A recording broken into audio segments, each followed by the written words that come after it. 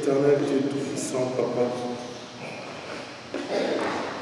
Éternel Dieu Tout-Puissant, Papa, Dieu d'amour, je te remercie pour ce temps. Les temps que tu avais prévus depuis les temps. Parce que tu es Dieu. C'est toi qui connais les temps et les circonstances. C'est toi, Seigneur, qui as tout créé. Ce matin, je m'abaisse devant toi, Seigneur, je m'incline. Je me laisse être conduit par ton Saint-Esprit. Tout ce qui s'étira en ces lieux, Père, que tout soit pour la gloire de ton Fils Jésus-Christ qui est mort à la croix pour nous. Seigneur, bénis ce temps, que nous puissions tous recevoir de ta part, que ta parole fasse du bien dans chaque vie, que ta parole fasse du bien dans chaque famille, que ta parole fasse du bien dans chaque frère et sœur, ainsi que dans toute cette assemblée, également partout dans le monde. Béni soit ton Seigneur, dans le nom de Jésus-Christ. Amen. Que Dieu vous bénisse. Je remercie encore une fois de plus le Seigneur pour sa parole. La parole de Dieu, c'est la vérité, c'est la vie. Et ce matin, nous allons continuer. Comme la semaine dernière, nous avons partagé sur la conscience pure. Et j'avais vraiment à cœur de continuer là-dessus. Parce que toute la semaine, je sentais vraiment le besoin de continuer dans le même sujet. C'est vraiment ça que le Seigneur m'a mis à cœur. Donc on va encore partager continuer dans la même direction. Amen. Alors, comme nous avons dit la semaine dernière, nous avons défini le verbe servir qui était en fait le fait d'être utile aux autres. Et nous avons dit que la conscience pure, c'est le fait d'être irréprochable. Donc nous, en tant qu'enfants de Dieu, nous devons être irréprochables. On va corriger ça. Irréprochable, ça veut dire qu'on ne se reproche de rien. Parce que le travail de Dieu, c'est un travail qui est précieux. C'est un travail qui est important. C'est ça qui engage même notre vie. C'est ça qui fera que le fait que nous puissions bien faire le travail de Dieu, c'est ça qui fera que nous puissions hériter de son royaume. Amen. C'est pourquoi c'est important pour nous que nous soyons irréprochables. Et c'est là, nous allons encore lire dans la parole pour voir comment est-ce que le Seigneur nous enseigne au travers des Écritures. Nous allons prendre nos Bibles dans 1 Corinthiens 3.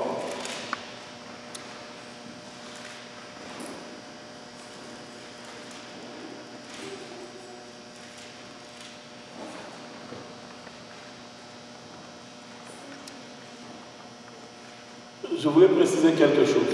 Quand je lis la parole, comme la dernière fois, je voulais juste assurer que le peuple de Dieu comprenne. Quand on parle d'un serviteur de Dieu, ce n'est pas nécessairement un pasteur, un prophète, un évangéliste ou un docteur. On parle ici d'un serviteur de Dieu, tout enfant de Dieu né de nouveau. Nous sommes tous des serviteurs. Je voulais préciser ça parce que parfois les gens ont tendance à croire que quand on utilise le mot serviteur de Dieu, c'est seulement ceux qui peuvent prêcher ou partager la parole avec les autres. Tout le monde est appelé serviteur. Parce que le jour du jugement de l'Éternel, il ne tiendra pas compte des titres. Le Seigneur ne regardera pas parce que la personne est apôtre. Il ne regardera pas parce que la personne est évangéliste, docteur, pasteur ou prophète. Nous serons jugés chacun à son tour et les titres ne seront pas là. C'est pourquoi quand on parle des serviteurs de Dieu, sachons que c'est tout le monde, c'est tous les enfants de Dieu qui sont serviteurs de Dieu. Amen. On va lire la parole. On commence par les versets 1, on va lire tout le chapitre. On va lire tout le chapitre.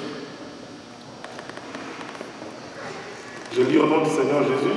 Pour moi, frères, ce n'est pas comme à des hommes spirituels que je puis vous parler, mais comme à des hommes charnels, comme à des enfants en Christ. Je vous ai donné du lait, non de la nourriture solide, car vous ne pouviez pas la supporter et vous ne pouvez pas même à présent, parce que vous êtes encore charnels. En effet, puisqu'il y a parmi vous de la jalousie et des disputes, N'êtes-vous pas charnel et ne marchez-vous pas selon l'homme? Quand l'un dit, moi je suis de Paul, et l'autre, un autre, moi d'Apollos, n'êtes-vous pas des hommes? Qu'est-ce que donc Apollos? Qu'est-ce que Paul? Des serviteurs par le moyen desquels vous avez cru, selon que le Seigneur l'a donné à chacun. Je plantais et Apollos a arrosé, mais Dieu a fait croître, en sorte que ce n'est pas celui qui plante qui est quelque chose, ni celui qui arrose, mais Dieu qui fait croître. Celui qui plante et celui qui arrose sont égaux. Et chacun recevra sa propre récompense selon son propre travail. Verset 9. Car nous sommes ouvriers avec Dieu. Vous êtes le champ de Dieu, l'édifice de Dieu, selon la grâce de Dieu qui m'a été donnée. Je posais le fondement comme un sage architecte et un autre bâtit dessus. Mais que chacun prenne garde à la manière dont il bâtit dessus. Car ne peut poser un autre fondement que celui qui a été posé, à savoir Jésus-Christ. Or, si quelqu'un bâtit sur ce fondement avec l'or, l'argent, les pierres précieuses, du bois, du foin, du chaume, l'œuvre de chacun sera manifestée. Car le jour la fera connaître parce qu'elle se révélera dans le feu. Et le feu éprouvera ce que l'œuvre de chacun. Si l'œuvre bâtie sur quelqu'un, sur le fondement subsiste, il recevra une récompense. Si l'œuvre de quelqu'un est consumée, il perdra sa récompense pour lui et il sera sauvé, mais comme au travers du feu. 16. Ne savez-vous pas que vous êtes le temple de Dieu et que l'Esprit de Dieu habite en vous? Si quelqu'un détruit le temple de Dieu, Dieu le détruira, car le temple de Dieu est saint, et c'est ce que vous êtes. 18. Que nul ne s'abuse lui-même. Si quelqu'un parmi vous pense être sage, selon ce siècle, qu'il devienne fou, afin de devenir sage. Car la sagesse de ce monde est une folie devant Dieu.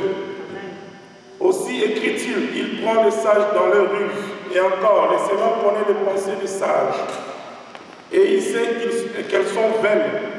Que personne donc ne mette sa gloire dans des hommes, car tout est à vous.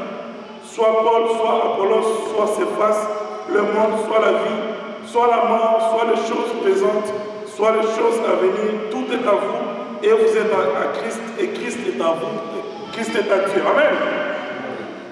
Que Dieu nous bénisse. Et appelons, nous aurons le temps chacun d'aller encore venir à la maison. Mais l'idée ici, en fait, par rapport à ce texte, c'est quoi? Nous avons parlé de la conscience pure.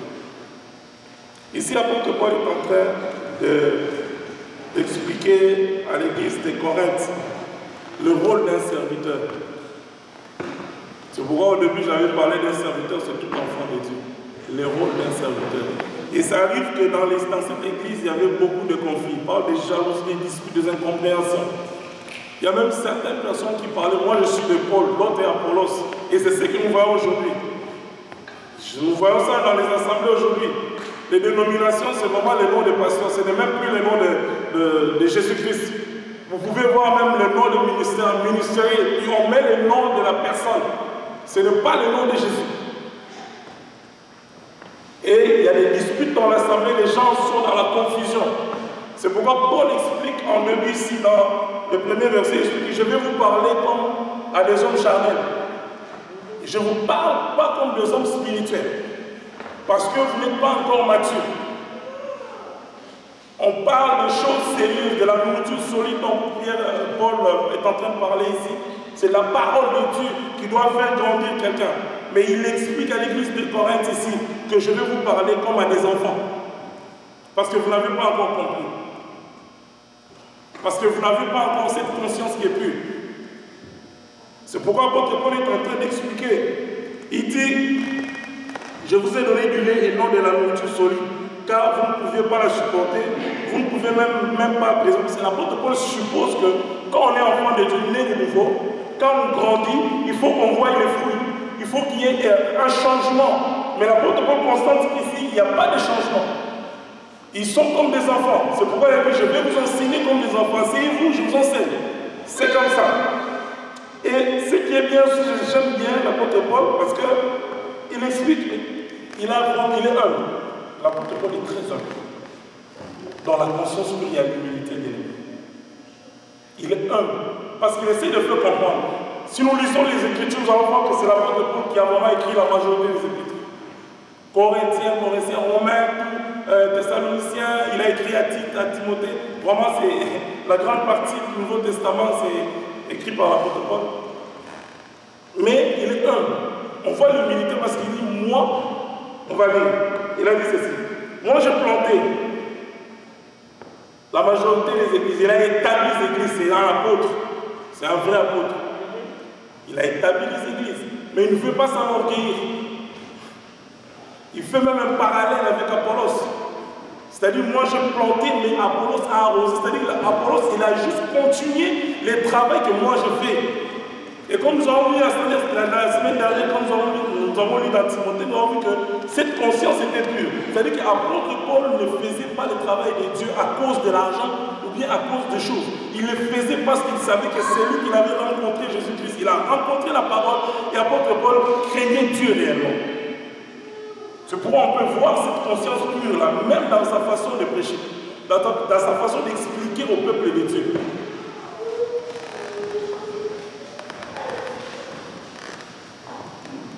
J'ai planté, Apollos a arrosé, mais Dieu fait croître.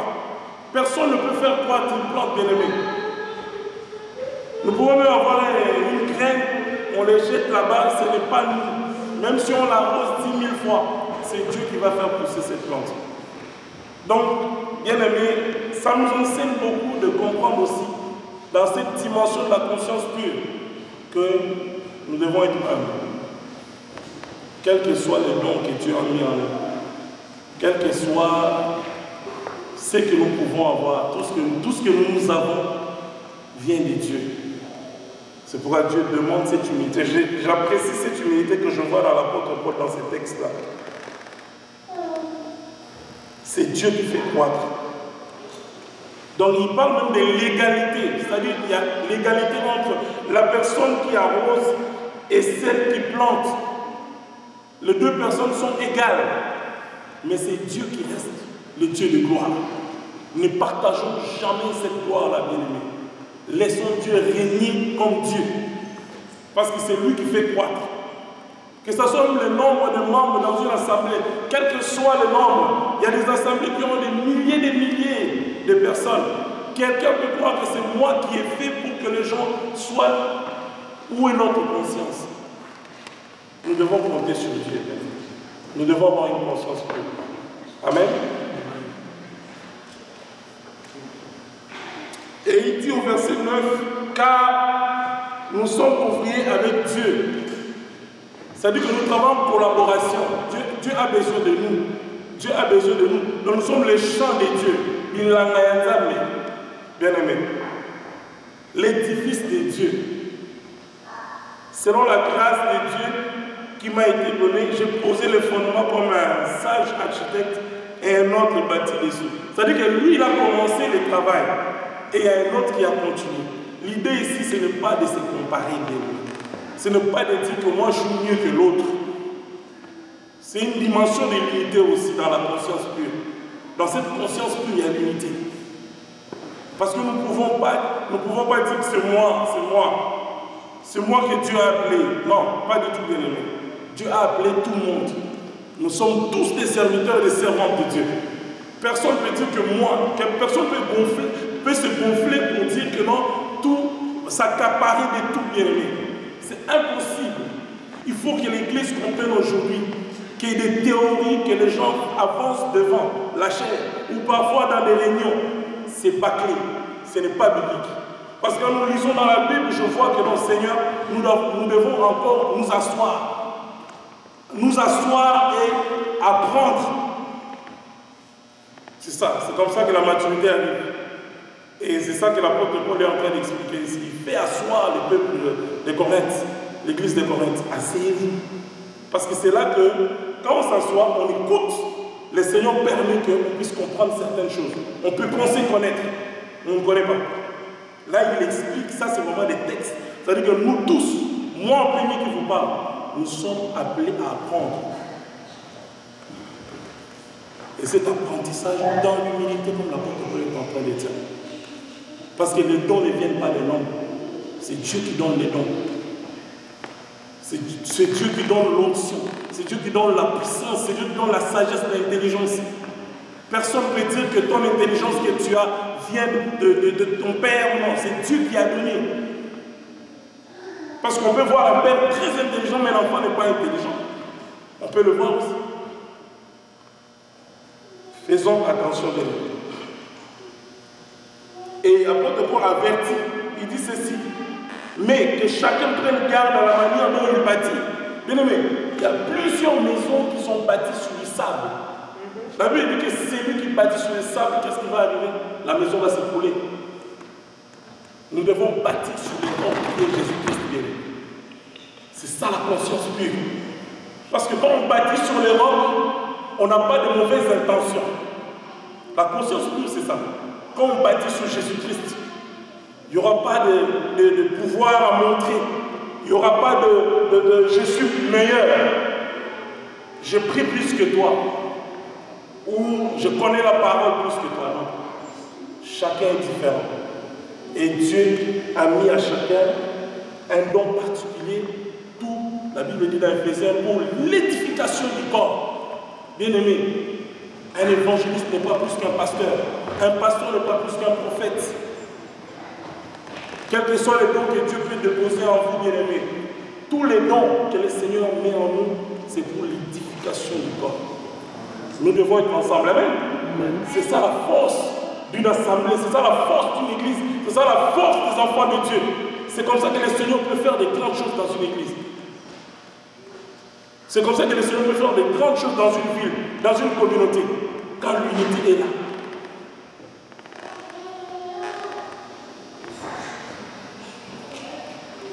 Et il dit encore que car personne ne peut poser un autre fondement que celui qui a été posé, savoir Jésus-Christ. Bien aimé, combien de fois les gens ont d'autres fondements? C'est l'intention qui est dans la tête de la personne. Ce n'est pas une conscience pure. Bien aimé, on ne bâtit pas une église pour faire des millions. C'est du mensonge. Ça, c'est du diable. On ne bâtit pas une église pour que les gens voient. Quand nous retournons, comme on avait partagé la dernière fois, sur la première église, on voit comment les frères étaient ensemble, comment ils mettaient leurs affaires ensemble. C'est que cette humilité faisait que le Seigneur s'est glorifié. Il y avait tellement de miracles et de prodiges à cause de l'unité des enfants de Dieu. De la conscience qu'il y a l'unité de Dieu. Il faut savoir sur l'unité. C'est ça, la force des enfants de Dieu. Tu fais du mal à ton frère, excuse-toi. Tu fais une erreur, parce que nous sommes humains.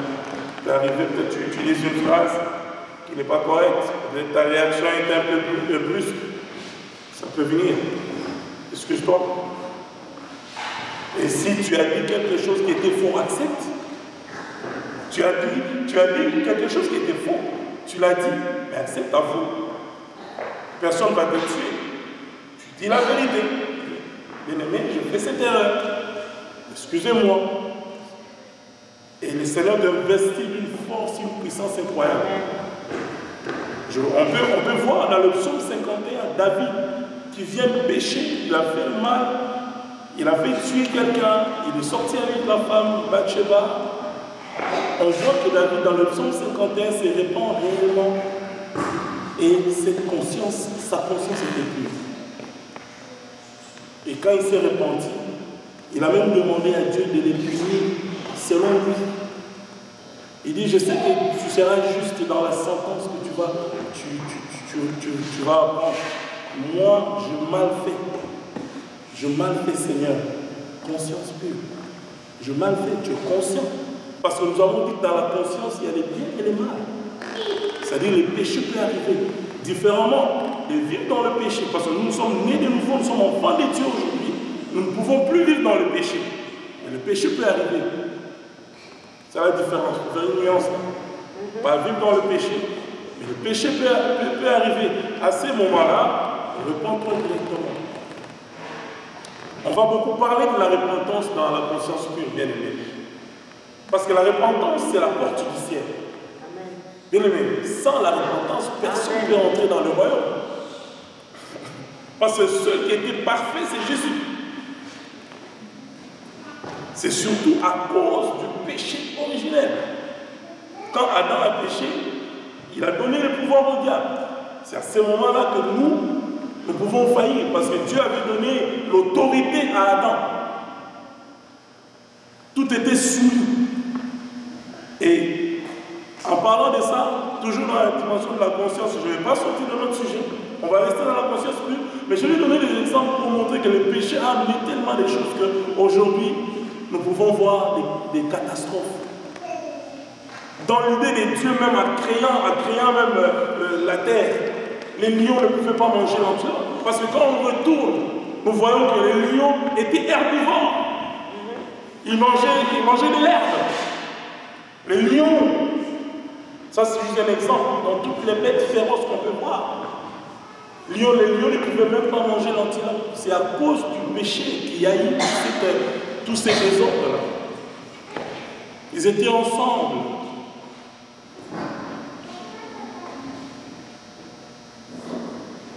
Pourquoi les chrétiens doivent se dévorer?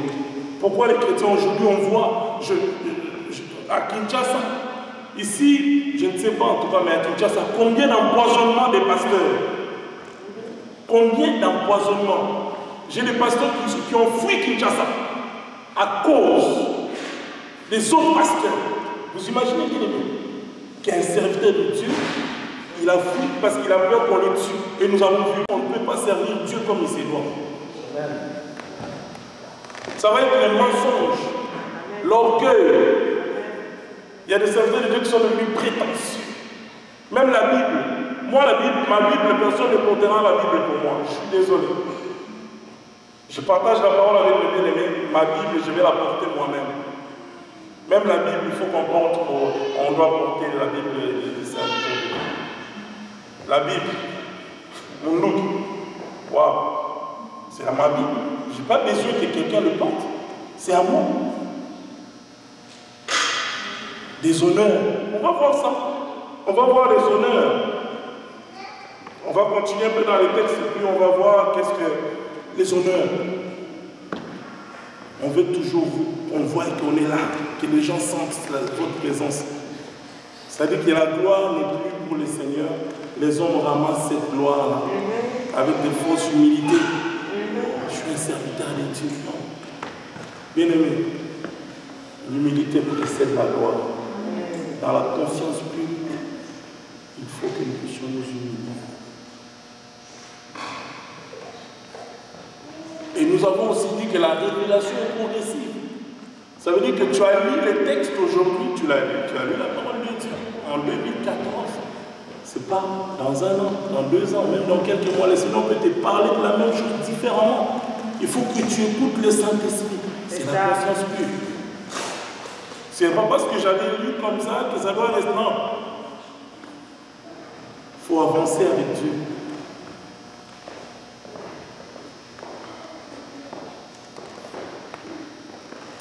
Verset 12. Or, si quelqu'un bâtit sur ses fondements avec l'or, l'argent, des pierres précieuses, du bois, du foin, du chaume, l'œuvre de chacun sera manifestée. La Bible dit on les reconnaîtra par leurs fruits. On en a dit. Comment est-ce qu'on peut bâtir l'œuvre de Dieu avec l'or ou l'argent? Comment? Et on voit les fruits dans les églises. Les mensonges, il faut mentir. Parce qu'il faut mentir pour recevoir. C'est comme ça. Il faut mentir. Et on croit que le Seigneur est avec soi en faisant ça. C'est faux. Juste un peu de temps. Le Seigneur nous laisse le temps. Mais rien de ce qui est caché ne sera dévoilé. Le Seigneur va tout dévoiler. C'est pourquoi je reprends, bien aimé, la repentance. C'est la porte du ciel. Si nous voulons vraiment entrer dans le royaume, il faut se repentir. J'appelle l'Église à se repentir.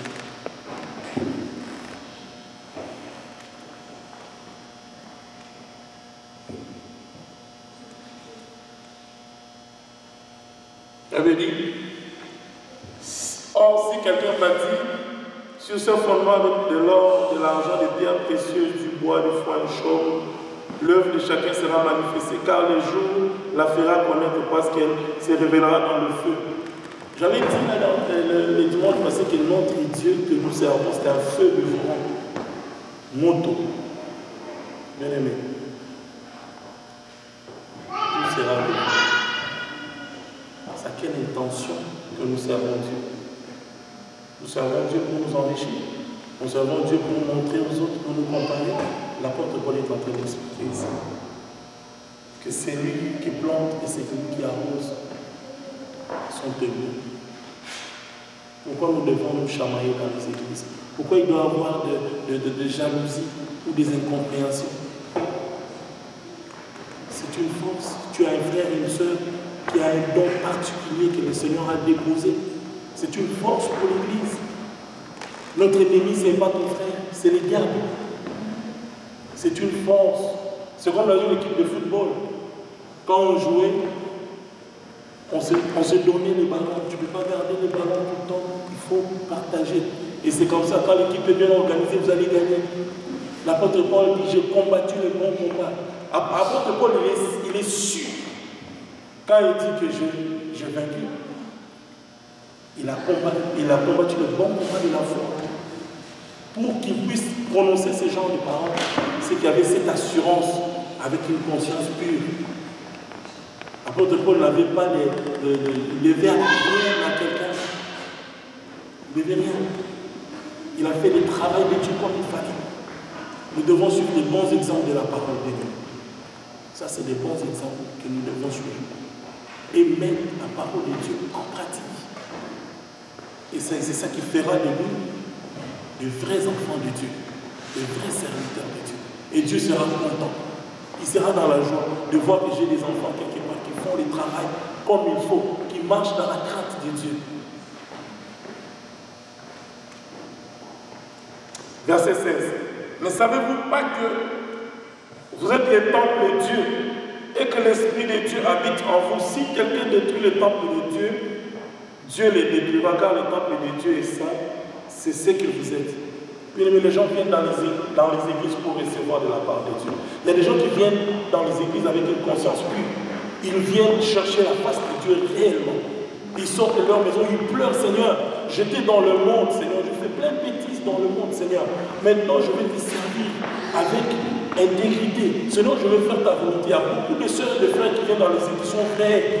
Mais quand ils arrivent, ils trouvent des gourous. Des frères et des sœurs trouvent des gourous. Mais la Bible dit ici que si tu détruis le temple de Dieu, Dieu te détruira. Parce que les enfants de Dieu, ils ont besoin de la parole. Ils ne viennent pas pour s'amuser. Peut-être qu'ils étaient dans des bars, ils faisaient des bêtises, mais ils ont pris la décision du Seigneur.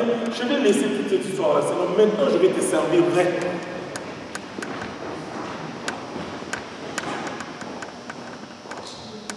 Bien aimés, faisons le travail de Dieu comme il se doit. Soyons sérieux. Soyons sincères. Soyons vrais. Pas d'hypocrisie. Pas d'orgueil. Pas des choses, les choses du monde. On trouve encore aujourd'hui dans l'église des choses du monde. L'église est en train de copier le monde. Au lieu que l'église puisse influencer le monde, l'église copie le monde. Mais c'est grave. Il y a même des païens qui se moquent des églises. Pourquoi les païens ne viennent pas dans les églises? Mais c'est à cause des bêtises des serviteurs de Dieu. Plein de bêtises. Des serviteurs de Dieu qui ont 3-4 femmes dans l'église. Des serviteurs de Dieu qui font des bêtises incroyables.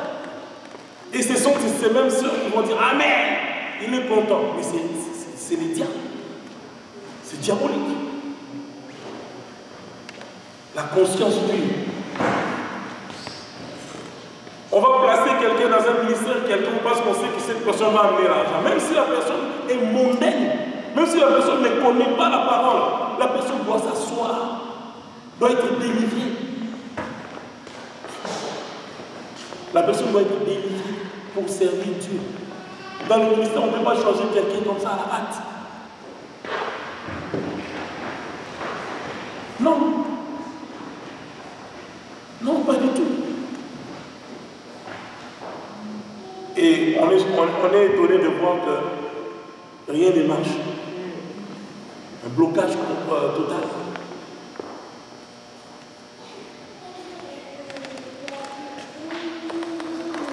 Les temples du Saint-Esprit. Nous sommes les temples du Saint-Esprit. Moi, je prie la résolution de servir mon Dieu sincèrement. Ça, c'est vrai. Parce que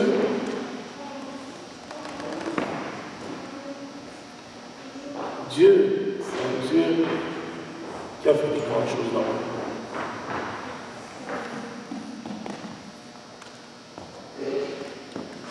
Tellement de grandes choses que je dis non, maintenant je dois les servir. Il faut servir Dieu. Il ne faut pas faire des blagues. Il faut être vraiment conscient du travail que nous avons. Nous devons être conscients. Ce n'est pas de la blague. Quand le Seigneur t'appelle, tu ne peux plus regarder en arrière comme la femme de Lot qui a regardé comme ça. Elle est devenue la statue de sel. Parce que les choses du monde souvent attirent. Mais quand le Seigneur nous appelle, soyons fermes, la fermeté. Dans la conscience pure, il y a la fermeté. Un serviteur de Dieu n'est pas quelqu'un qui change d'humeur tout le temps. Il faut savoir ce que tu veux. Changer d'humeur, des sauts d'humeur. Il faut qu'on grandisse. L'apôtre Paul, il parle de la nourriture solide pour les adultes. Ça se travaille dans la prière de Dieu. Nous avons parlé des liens, nous avons parlé de ça. C'est dans la prière que ça peut partir. Fais-toi aider. Si tu n'arrives pas à le faire toi-même, cherche des personnes de confiance. J'avais dit ça. Qui prient pour toi, pour que tu puisses sortir de cette vie. Parce que ça, c'est l'esclavage. C'est-à-dire que tu es en train de servir Dieu, mais tu es encore enfermé. Tu es dans la prison. On ne peut pas servir Dieu lié. Paul dit, Christ nous a franchis pour la liberté. Donc quand la parole nous a franchis, nous devons être libres. Et notre conscience doit être pure. Les choses que je suis en train de faire, je suis conscient que ce n'est pas bien. Je ne vais pas vite. Seigneur, non. La tentation d'arriver, non, Seigneur, je ne veux pas. Je ne veux pas, Seigneur, que cette relation que j'ai avec mon Dieu puisse être brisée à cause des choses du monde. C'est ça la conscience pure. Nous sommes les temples du Saint-Esprit. Les temples du Saint-Esprit. Le temple doit être pur. Parce que c'est l'Esprit de Dieu qui habite en nous. Verset 18, que nul ne s'abuse lui-même. Il y a des choses qu'on fait, on s'abuse soi-même. Tu t'abuses, c'est-à-dire que tu ouvres la porte de l'enfer toi-même. Parce que tu médites la parole. Tu sais que ce que je vais faire, ça, c'est pas bon. Mais tu le fais pareil. Tu ne te repens pas. Voilà. Tu es en train de t'abuser toi-même. Quelqu'un parmi vous pense être sage selon ce siècle qu'il devienne fou. Ça, c'est la folie pour les seigneurs. On ne parle pas d'être fou comme on voit là à l'extérieur. La folie des choses de Dieu. C'est l'amour. La folie, c'est l'amour. C'est-à-dire que tu dis non, je dois vraiment m'accrocher à Dieu. Il faut que la parole me transforme. Il faut que je voie même le fruit dans ma famille, dans la vie de mon épouse, de mes enfants, dans la vie de mes frères et sœurs.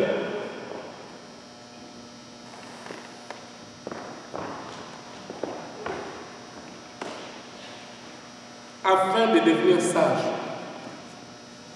on devient fou pour être sage. Donc on accepte la parole, on accepte Jésus. Ce que les autres ne comprennent pas. Parce que la Bible dit ici, car la sagesse de ce monde est une folie devant Dieu. La sagesse du monde, c'est une folie.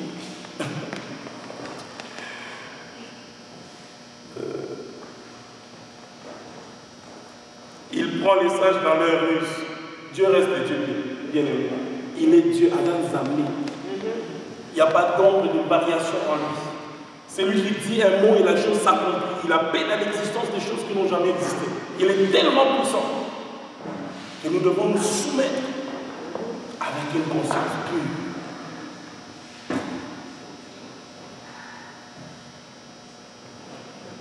Que personne donc ne mette sa gloire dans des hommes, car tout est à vous. Bien-aimés, nous sommes déjà bénis. Tout est à nous. Tout est à nous. Pourquoi faire confiance aux hommes? Tu mets ta gloire à un homme. Fais confiance à Dieu. Parce que l'homme peut te décevoir. L'homme peut mourir. L'homme peut tomber malade. L'homme peut te haïr. L'homme peut te critiquer. Tu peux parler bien comme ça avec quelqu'un. 2 minutes après, il commence à t'insulter. Mais Dieu nous prend. Il est papa.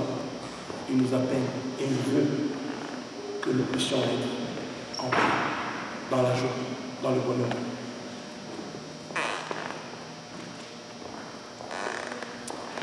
Nous allons lire dans Marc 12, 38.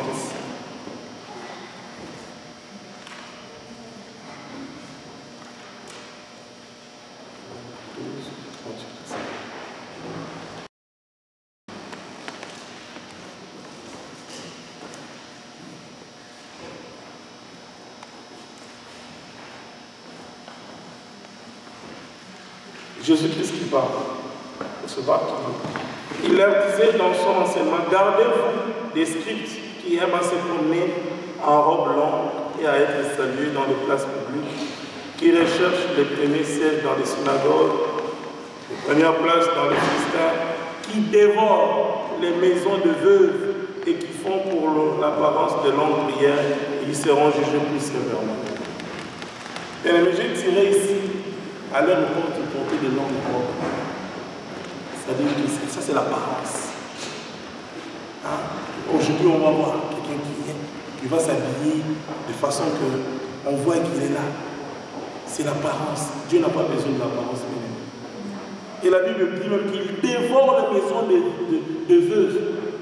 Et c'est l'Église qui doit s'occuper des veuves. Ce n'est pas le contraire. Amen. Parce que la veuve n'a rien. Mais aujourd'hui, c'est le contraire. On voit des gens qui dévorent le veuve. Le peu d'argent que le veuve gagne à l'aide sociale ici, on va tout récolter. Mais comme nous, dans la culture noire, je parle parce que nous sommes une communauté noire, dans la culture noire, il fait qu'on accepte ça. La maman rentre à la maison, la maman souffre, mais elle ne peut parler à personne, elle souffre. La maman souffre. Elle est veuve, ça lui fait mal, mais elle ne peut rien dire. On en parle parce que les gens sont devenus ils sont dans des clubs. Ils sont dans des clubs de rencontres. Ici, et c'est que non, les gens de ma génération sont là. Donc, je dois partir là-bas parce que dimanche, je dois aller manger le fond moi. Non, ce n'est pas ça, bien-aimé. Amen. Ce n'est pas ça. Elles sont détruites. Parce qu'elles ne connaissent même pas la parole. Il n'y a personne qui aide ces mamans-là. Elles vont rester à l'église pendant 25 ans. Elles sont dévorées, comme la Bible dit, par des gourous. Moi, je l'appelle des gourous. Des serviteurs de Dieu qui ne font pas la volonté de Dieu, c'est des gourous. Parce que les gens qui viennent à l'église sont devenus leurs rois.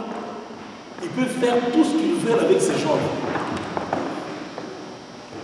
Beaucoup d'appelés, peu d'élus. C'est le Seigneur qui les dit. Des vraies églises sur terre, il n'y en a pas beaucoup. Des vraies églises où la parole de Dieu est annoncée avec vérité, où vraiment on voit la sincérité dans les choses de Dieu. Il n'y en a pas beaucoup. C'est pourquoi nous devons être prudents. Le Seigneur nous dit d'être prudents comme les serpents.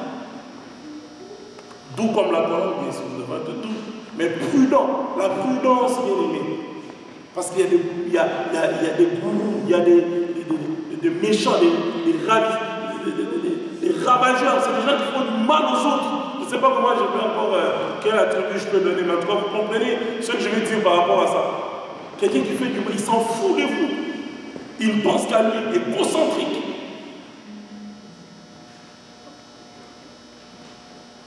Il n'y a pas de conscience pure. Il n'y a pas de conscience. Apparence. On fait l'apparence comme si on était un vrai serviteur de Dieu. C'est dangereux. Il dévore. La Bible utilise l'expression dévorer. Les pauvres veuves aiment toujours être dans les places publiques pour que les gens sachent que moi je suis tel. Il y a tel nombre de membres dans mon église. Ce n'est pas ton église, c'est l'église de Christ. Et les gens acceptent ça. Les gens parlent moins de Christ, ils parlent plus de leur pasteur. Mon pasteur. Parle de Jésus, bien-aimé. Est-ce que ton pasteur t'a sauvé? Il est mort à la croix pour toi? C'est Jésus qui est mort à la croix pour nous tous, bien-aimés. Nous devons respecter tous les serviteurs de Dieu. Ça, c'est vrai. Il faut respecter. Mais je dis, c'est Dieu d'abord. Amen. C'est Dieu. Parle de Dieu. La personne qui t'a sauvé. Prie pour ton... Le pasteur, il a besoin de la prière. Parce qu'il est humain. Il a besoin de te fortifier. Il faut le soutenir. Mais c'est lui qui donne la vie. C'est lui que tu dois glorifier. Je t'ai dit, je prie dans l'église de tel pasteur. Non, pas du tout. Tu pries dans l'église d'un pasteur. Donc tu ne pries pas Jésus. Tu pries un homme.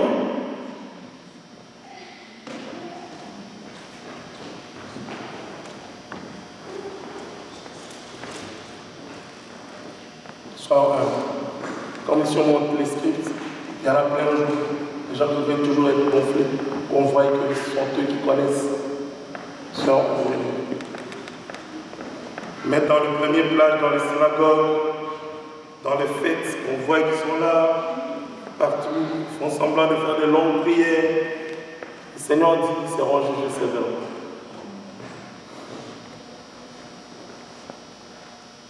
Marc 7, 6.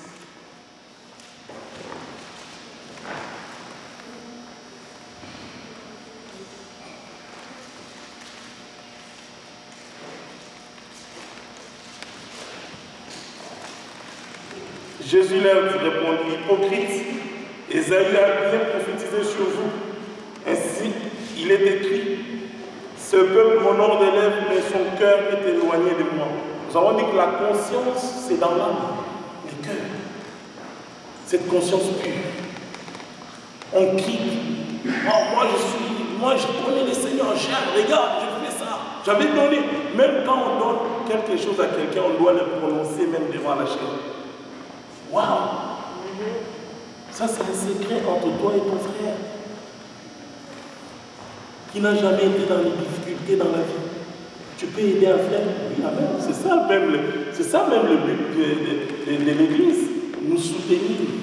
Un frère est dans des difficultés. C'est temporaire. Le Seigneur fera de son mieux pour le sortir. Nous avons dit que le malheur atteint souvent les justes, mais le Seigneur en délivre toujours. On n'a pas dit quelquefois, toujours.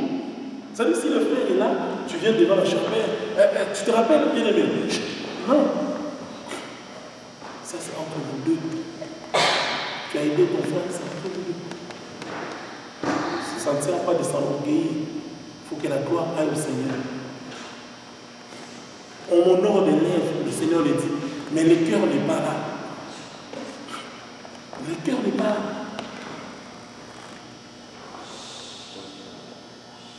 La conscience est dans le cœur et non sur les lèvres. Il faut que ça soit dans le nœud normalement, parce que quand on a un cœur qui est vrai, ça va sortir.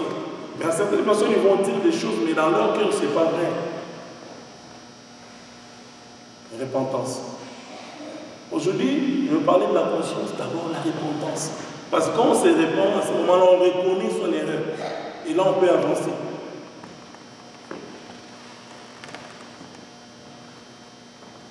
Jésus-Christ dit dans Marc 13, verset 5, que personne ne vous séduise, car il y aura plusieurs qui viendront sous mon nom, disant c'est moi. Jésus-Christ dit, il y a des gens qui vont dire que je suis un serviteur de Dieu. Et vraiment, voilà, mais faites attention. D'où les discernements. Les discernements, il faut vraiment avoir les discernements pour ne pas se laisser séduire. La séduction, ça vient du diable. Les paroles, il y a des gens qui parlent bien. Ils s'expriment tellement bien. Ils peuvent manipuler les gens avec ces mots. Et les gens sont emballés, emportés. Parfois dans l'église, ça devient des théâtres. Au lieu que la parole de Dieu soit vraiment prêchée. Les gens n'ont pas besoin de fantaisies. Bien aimé, il y a tellement de... Nous devons chercher d'abord le royaume. Jésus dit dans Matthieu, c'est chercher d'abord le royaume et la justice de Dieu. Les choses du monde vont suivre. Mais les gens cherchent d'abord les choses du monde et le royaume après. Et on fait semblant qu'on cherche le royaume. Les gens qui vont séduire par leur façon. Fausse humilité. Ils vont me dire que non, je suis avec toi. Et quand on se retourne, ils vous insultent, ils vous critiquent. Bien aimé, il faut être vrai. Nous devons être sincères. Dans cette assemblée, nous avons dit, nous devons être sincères. Fais-moi, j'ai quelque chose que tu vois qui n'est pas correct. Viens me voir, parle-moi. Moi, j'aime la correction. C'est parce que c'est comme ça qu'on grandit. Il faut accepter. Quelle que soit la position que tu occupes, on te parle, il faut que tu acceptes. Parce que si tu n'acceptes pas, tu es orgueilleux. À moins que tu n'aies pas fait la chose, mais si tu l'as fait, tu dois accepter. C'est ça la force des enfants de Dieu. Tu acceptes ta faute et c'est une puissance incroyable. Même dans le couple. Tu as dit un mot qui est mauvais à ta femme. Nous, les Africains, bah, non, excuse-toi. C'est ça, c'est une force. Au moins, la femme a dit, ah non, mon mari est un peu quand même, il a peut-être dit un mot par sa colère, mais il s'est excusé. Même les enfants. Je me suis déjà excusé une fois à Eliana. Parce que j'étais fâché le matin, en allant à l'école, et j'ai dit un mot. Et le mot n'était pas correct par ma colère. Eliana qui me répond, elle dit, papa, on ne dit pas ça. J'ai dit, waouh. Et sa mère est revenue le soir, elle a dit à sa mère. J'ai demandé pardon à ma femme et à mes enfants. C'était Eliana qui était là. J'ai demandé pardon. J'ai dit, pardonne-moi. Papa a été pressé de partir au travail et le mot est sorti parce qu'ils l'ont vu tout traîner. Mais je ne dois pas les dire. Même si c'est mes enfants, je dois respecter mes enfants. Conscience pure, c'est dans tous les domaines de la vie. Ça commence à la maison, cette conscience pure. Avec nos épouses, nos enfants. La conscience pure. Ne pas faire quelque chose dans les dos de ton épouse ou de ta femme, de ton mari. Non, il ne faut pas le faire. S'il y a une faute, on corrige tout de suite. On avance. C'est comme ça la conscience pure.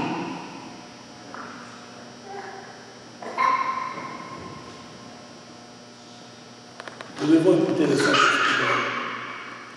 Nous ne devons pas seulement dire que nous sommes des chrétiens par nos lèvres, comme Jésus-Christ est en train de parler ici aux pharisiens qui disent qu'ils connaissaient Dieu, mais on ne voit pas les fruits. Ils sont méchants des cœurs. Ils sont méchants des cœurs. C'est pourquoi même la femme adultère, ils voulaient tuer la femme adultère. Mais Christ leur a dit, qui d'entre vous n'a jamais péché? C'est ça l'amour.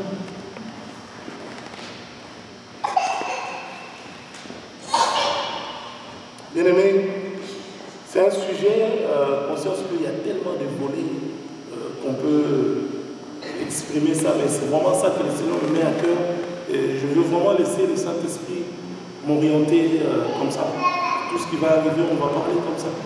Parce que ce n'est pas des sujets où introduction, développement, non. La parole de Dieu, c'est pas ça. C'est pas des cours de méthodologie, non. La parole de Dieu, c'est la parole. On laisse le Saint-Esprit faire comme il veut.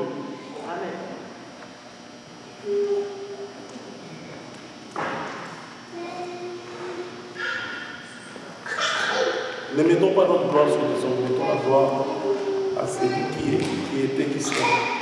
Celui qui nous a créé. C'est à lui la gloire. Et Dieu ne partage jamais sa gloire.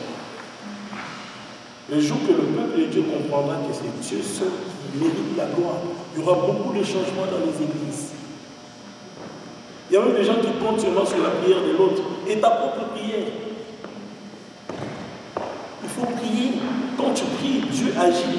C'est comme ça que le Seigneur va commencer à briser, à transformer ton être intérieur. C'est comme ça que tu vas avoir une conscience pure.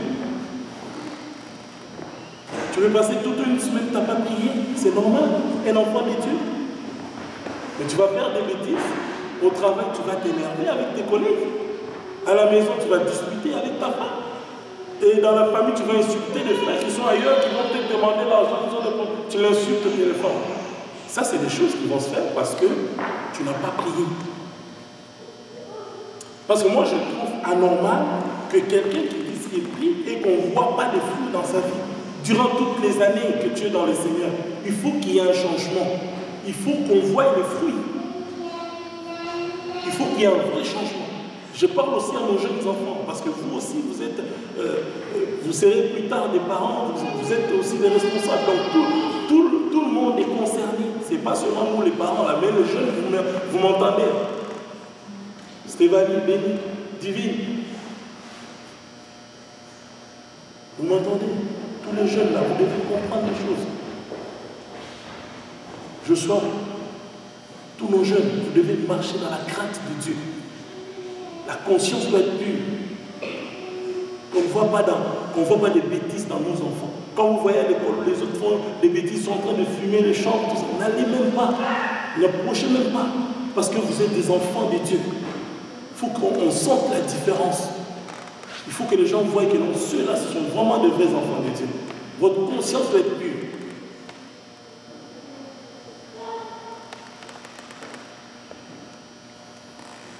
Hein, Jessica, tu comprends? Amen.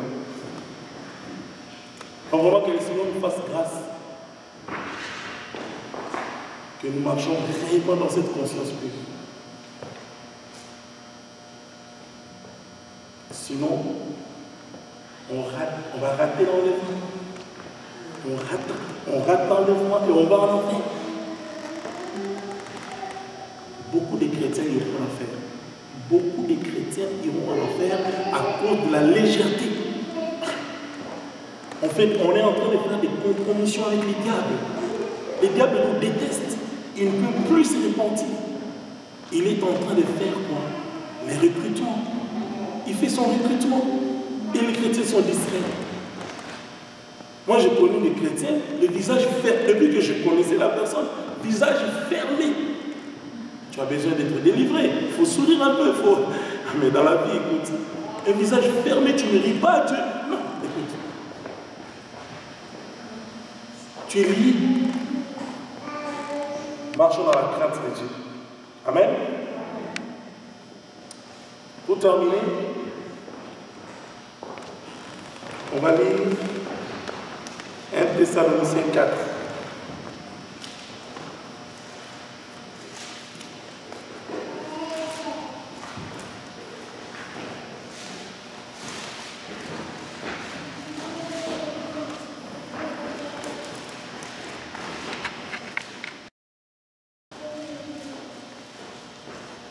On va revenir sur 1 Thessaloniciens 4. Mettez un point là. Je voulais quand même qu'on parte un peu dans Jérémie 23. C'est ça. J'étais en train de le lire hier soir. On reviendra sur 1 Thessaloniciens 4. Jérémie 23, c'est juste pour parler des faux prophètes. Il y en a tellement. On reviendra à notre sujet. Je nous conseille d'aller les lire là, les textes en entier. C'est un texte qui est très émouvant, très important. Vous allez voir dans Jérémie 23, c'est long. C'est pourquoi je vais juste tirer quelques points là-dessus. Verset 32 par exemple. La Bible dit ceci. La Bible parle, le Seigneur parle au travers de son prophète Jérémie. Voici, dit l'Éternel, j'en veux à ceux qui prophétisent de songes faux, qui les racontent et qui égarent mon peuple. Par leurs mensonges et leur témérité, je les ai point envoyés, je les ai point donné d'ordre. Ils sont d'aucune utilité à ces peuples, dit l'Éternel. pouvez commencer au début, vraiment, si vous avez le temps, allez méditer sur Jérémie 23. C'est un texte qui parle de faux pasteurs et de faux prophètes. Ça va vraiment vous édifier. J'étais là-dedans, c'est pourquoi je voulais un peu venir là-dessus. En fait, ne jouons pas avec Dieu. Ne jouons pas avec Dieu, toujours dans le cadre de la conscience pure. Tu ne peux pas venir devant le peuple de Dieu raconter des mensonges. Dieu t'a pas montré quelque chose, Dieu t'a rien dit. Et tu viens mentir. Tu dis que Dieu m'a dit ça pour peut-être impressionner. Tu vas être fouetté. Le Seigneur dit que je ne te connais pas, je ne t'ai pas envoyé. Des faux songes. Et ces songes-là vont égarer le peuple de Dieu.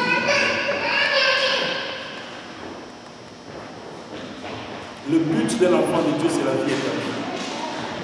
C'est pourquoi, comme les chrétiens libérés, soyons aussi prudents. Quand on médite la parole, quand on la met en pratique, on va remarquer que quand on marche dans la crainte de Dieu, le discernement va éclater. On va voir quelqu'un qui va venir, qui ne vient pas selon la volonté de Dieu. Le Seigneur va nous le dire, il peut nous prévenir. Parce que le peuple de Dieu accepte tout par manque de discernement. Mon peuple périt faute de connaissance.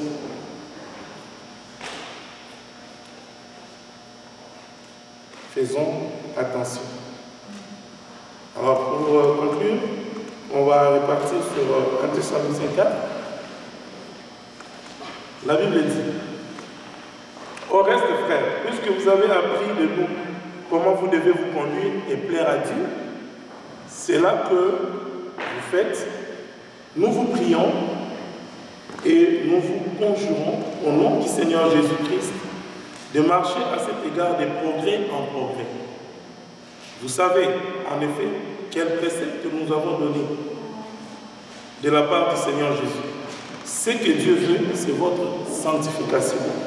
Ce que vous absteniez de la débauche, c'est que chacun de vous sache posséder son corps dans la sainteté et dans l'honnêteté, sans vous livrer à la convoitise passionnée, comme le font les païens qui ne connaissent pas Dieu.